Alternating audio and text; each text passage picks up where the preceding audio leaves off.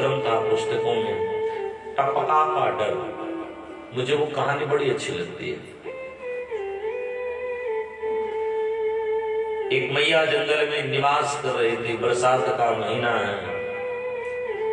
वो अपने झोपड़ी बना करके, झोपड़ी के बाहर एक दलान था, जैसे यहाँ उसारा है। एक शेर भीग रहा था, भगा भगा आया और उस उसारे में वो शेर बैठ गया। मैया रोटी पका रही थी, तो जहाँ चूल्हा था ना, वहां पानी टपक रहा था। बार बार उसकी आग और तवा दोनों ठंडा हो जा रहे थे। मैया बार बार आग जलाती है, बार बार तवा को गर्म करती है, बार बार पानी आता है, बार बार वो ठंडा हो जाता है। तो मैया बोली, हे भगवान, इस जंगल के बब्बर शेर से जितना हमको डर नहीं लग रहा है, उतना तो डर हमको इस टपका से लग रहा है। शेर ये बात सुन रहा था।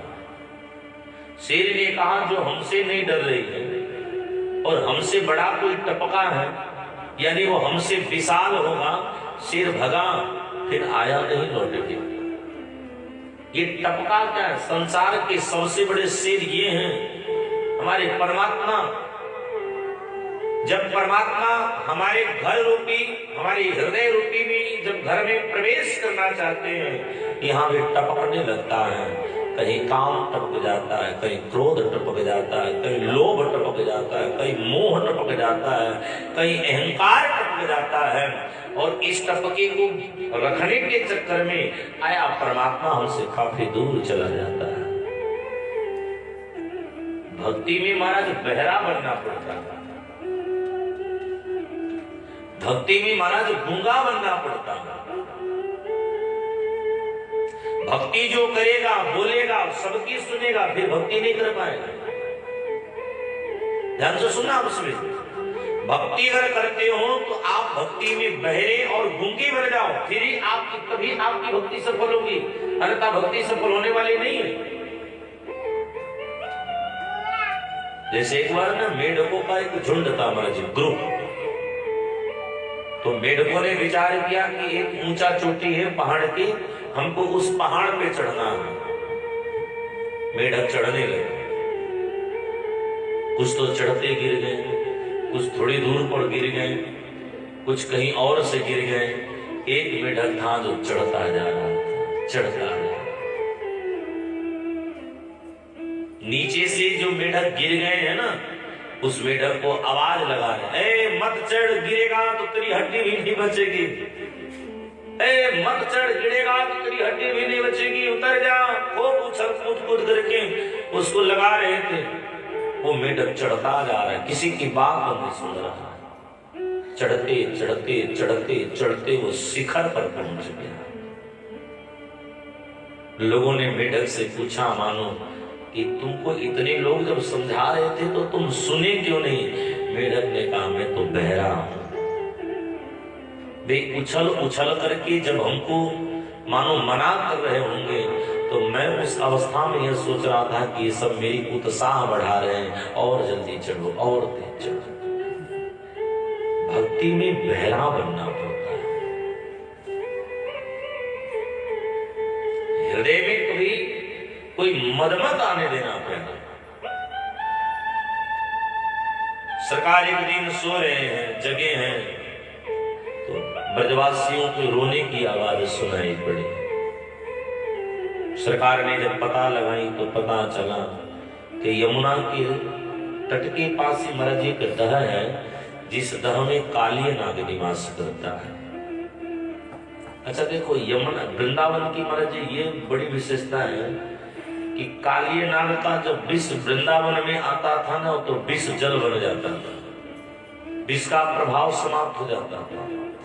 कालिय नाग का विष का प्रभाव तभी तक होता था जब तक वो दह में था, क्योंकि यमुना से ठीक सटे कालिय दह। और जैसे उस दह का भी पानी मानो मिलते मिलते यमुना को, श्री वृंदावन को जब प्राप्त करता था, तो पानी वो विष का प्रभाव एकदम सा कम हो जाता था। सरकार ने मन में विचार किया कि यमुना, वृंदावन तो मेरा हृदय है, और हृदय की बैठी वो यमुना, आज यमुना मेरी मलिन हो रही है। चलो आज हम कुछ कालिए नाग के ऊपर ही कृपा करते हैं। तो नित्य की बेला में सुबह सुबह ग्वाल वाल आते थे और कन्हैया से कहते थे लाला आज किधर गैया चराने जाएंगे। कन्हैया ने कहा आज हम गैया नहीं चराएंगे। क्यों? बोले आज हम क्रीड़ा करेंगे। कौन सी खेल करोगे? कन्हैया ने कहा आज हम गेंद और बल्ले की खेल करेंगे।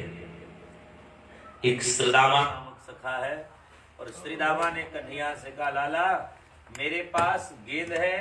भगवान ने कहा मेरे पास बल्ला है और चलो हम मस्ती से खेल करते हैं। श्री राम जय राम जय जय राम श्री राम जय जय राम श्री राम जय राम जय जय राम श्री राम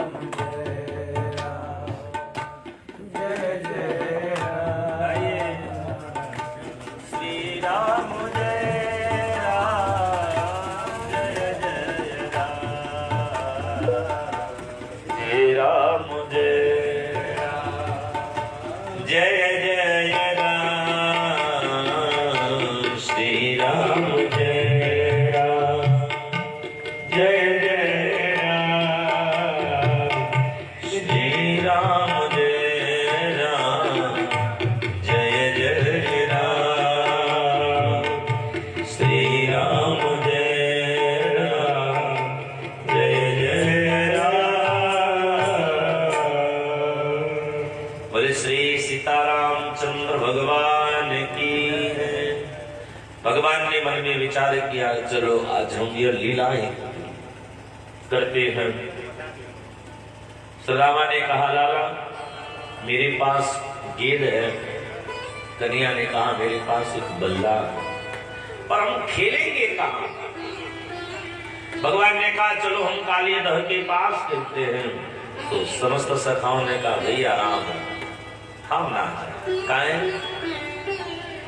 बोले कालिए दह में कौन जाएगा आत्महत्या करने? कितनी एकादशी व्रत हमारी मैया की है तब हमको पाई है, हम मैया के भाग्य को नहीं मिटाएंगे। कन्हैया ने कहा अरे भैया हम पे भरोसा नहीं है।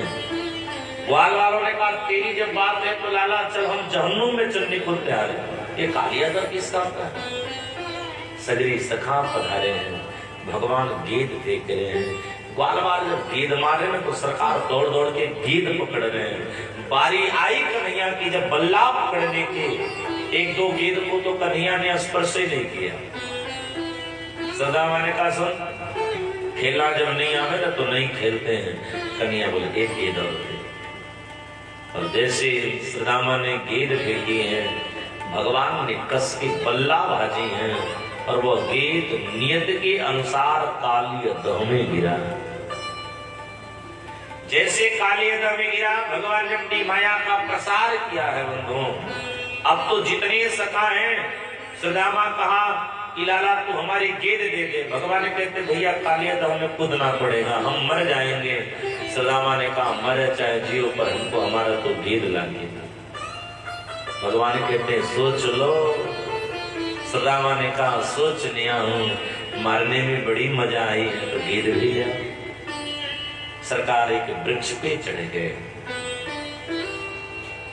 वृक्ष का डाली जो कालिय दह की तरफ गया है ना, जब भगवान उस डाली पर अपनी पांव रखे हैं, भगवान ने अपनी माया को हटाई है, तब सुदामा ने कहा लाला हमको बेटा हमारी गेंद नहीं चाहिए।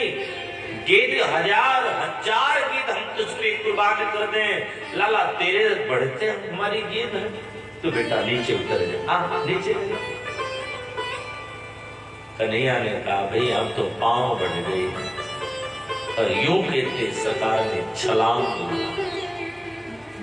जितनी सखा है सबके सब बेहोश हो गए। मानो इंद्र ने यहां जल की बूंद गिराई हो। सखाओं को जब चेतना आई है तो सारे सखा दौड़े दौड़े कहां पधारे हैं? बोले सब गोप पधारे हैं मैया यशोदा के पास। मां गजब है गजब। थारो बेटा तो काली दहमे कूद पड़ो, अब तो मैया पागल सी है गई। अबाल वृद्ध वनिता सजविंग पशुवृत्तया, निर्जगमो गोकुला दीना, कृष्ण दर्शन लालसा। सारे ब्रज की माताएं बंधुओं, अरे पुरुषों की बात कौन करे, स्त्रियों की बात कौन करे, पशुओं की बात कौन करे, पक्षियां भी भगवान के वियोग में दौड़ पड़ी हैं। मैया की तो बड़ी ही दयनीय दशा हो गई। महारानी यशोदा का वस्त्र कहीं और गिर जा रहा है। नंद बाबा ने तो मैया की तरफ देखा है, नहीं इतनी जोर से भगे। बदलाव की बाह पकड़े हैं, मैया गई है प्यारे। और मैया जब देखी है कि लाला दहमे कूद पड़े हैं, तो माँ है, मैया भी दहमे कूदने को जैसे तैयार भई। बदलाव ने कहा कि मैया तो मुंह पे भरोसा कर, एक कालिय नाग की बात कौन करे, हजार कालिय नाग आ जाए तो भी थारे बेटे की कोई बाल बांका नहीं कर पाएगा, ये बलराम कह रहा। भगवान नीचे पड़े हैं। कालिय नाग की पत्नियों ने देखा सर्वांग सुंदर है सरकार। बोले लाला आप यहाँ कैसे पधारे और बच कैसे गए? भगवान बोले इसका जहर हमारे लिए अमृत बन गया, हम कहाँ बेटा आप कैसे आए? कन्हैया ने कहा थोड़ा यार को हम पीटने आए, बड़ा बदमाश हो गया और कुछ नहीं करने आए। ऐसे काली नाग जग गया है, भगवान को अपने पूरे शरीर में लपेट लिया है। भगवान वायु वर्धन की क्रिया को करके वहां के फण पे चढ़ गए हैं और फणों के बीच में भगवान कूदने लगे हैं और पांव से इतना पूछे हैं कालिया नाग को कोई अधमरा हो गया, नीचे ऐसे पड़ गए। नान्यो हि दंड कृतकल्वलेस्मिन् स्वावावतार खल निग्रहाय, रिपहो सुताराम पितुल्य दृष्टे धत्से दमं फेलमेवानुसलम्बाः। नाग पत्नियों ने कहा कि सरकार आप इनको दंडित मत करो, आप इनको दंडित मत करो, और हे लाला आप इनको छोड़ दो। कालिया नाग ने कहा कि इनसे कोई विनती मत करना, हम इनसे एक प्रश्न कर रहे हैं। कन्हैया एक बात बताओ लाला कि दुनिया को किसने बनाई? भगवान श्याम सुंदर कहते मैंने बनाई। एक बात बताओ हम नाग को किसने बनाया? भगवान ने कहा मैंने बनाया। एक और बात बताओ विष और अमृत किसने बनाई? भगवान कहते मैंने बनाई। एक बात बताओ देवताओं को अमृत किसने पिलाई? भगवान कहते मैंने। एक बात बताओ हम नागों को विष किसने पिलाई? भगवान चुप। काली नाग ने कहा बताओ ना कि हम नागों को विष किसने पिलाई? सरकार ने कहा मैंने। कन्हैया से कालिया नाग ने कहा कि जो चीज मेरे पास होगा वही तो हम इनको देंगे।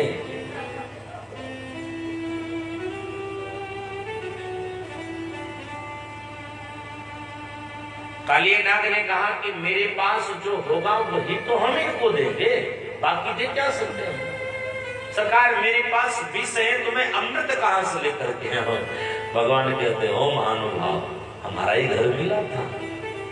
कालिया नाग ने कहा महाराज हम यहाँ इसलिए छुपे हैं क्योंकि यहाँ गरुण जी नहीं आ सकते हैं। गरुण जी वृंदावन में नहीं आ सकते हैं, उनके भय से मैं यहाँ बैठा हूँ। भगवान कहते हैं काम कर अब तो रमणक दीप जा। कालिया नाग ने कहा वो तो हमको खा जाएंगे क्योंकि रमणक द्वीप में निवास करते श्रीमान गरुण जी महाराज। कालिया नाग से सरकार कहते हैं कि तुझे खाएंगे नहीं, अब तो तेरी आरती करेंगे क्योंकि तेरे सर पर हमारा चरण पर जो पड़ गया। कालिया नाग जाने को तैयार हुआ तो कालिया नाग ने कहा सरकार वैसे हमको पीटने के लिए बड़े नाचे हो हमारे सर पे, एक बार थोड़ा नृत्य कर लो ताकि हम भी लाभान्वित हो जाएं। तो भगवान कालिया नाग के फड़ पर तांडव नृत्य करते हैं सूरदास जी महाराज लेख करते हैं, नारद जी महाराज बीड़ा की तान बजाते हैं, मानो शिव जी मृदंग बजा रहे हों, समस्त देवता नृत्य कर रहे हैं और हमारे साधक जन कहते हैं तांडव गति मुंडन पर नाचत गिरधारी, तांडव गति मुंडन पर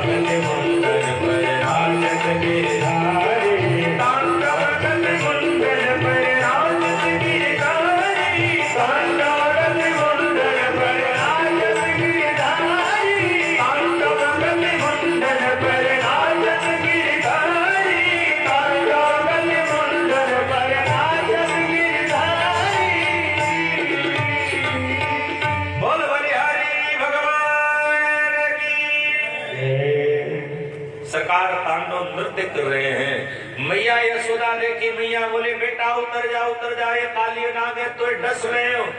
कन्हैया ने कहा मैया ये मारो चेला बन के आप मैं तो को भी यहाँ पे बैठा दो, मैया बोले अपनी तो राम राम बेटा अपनी ना बैठनो। सरकार ने कालिया नाग के ऊपर कृपा करी है, ब्रजवासियों को बड़ा ही आनंदित करी है। श्रीमान सुखदेव जी महाराज कहते हैं कि बेटा परीक्षित अब तो ब्रजवासियों का बड़ा प्रेम उद्गार उत्पन्न हो गया, क्योंकि जितनी ब्रजवासी हैं, जितनी अपनी गोपांगनाएं हैं, सबके सब भगवान की औक्षण्य दर्शन करना चाहते हैं।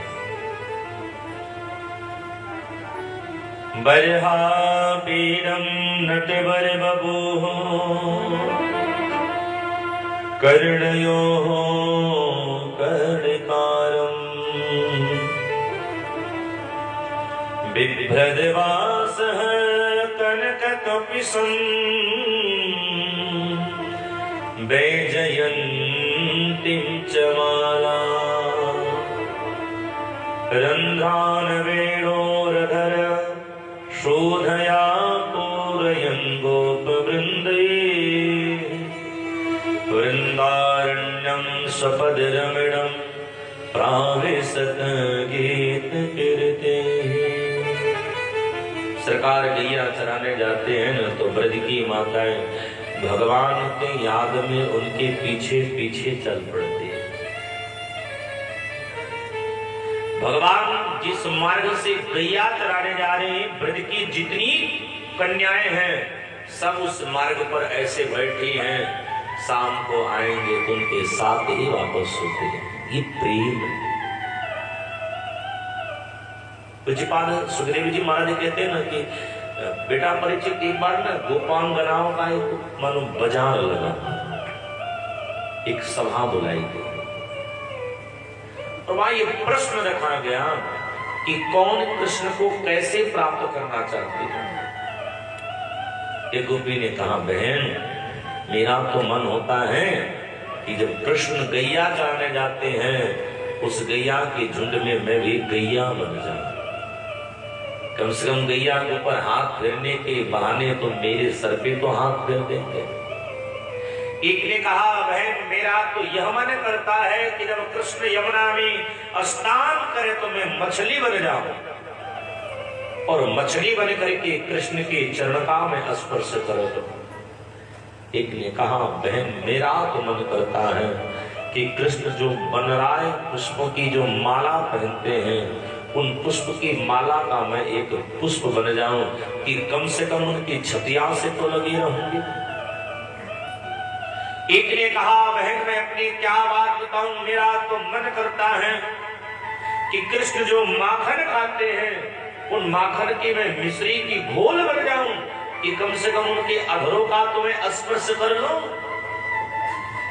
एक ने कहा, बहन मेरा तो अलग ही मन करता है, क्या कृष्ण जो आंखों में काजल लगाते हैं मैं वो काजल बन जाऊं, कम से कम उनकी आंखों में तो सजी रहूंगी। यही प्रेम है।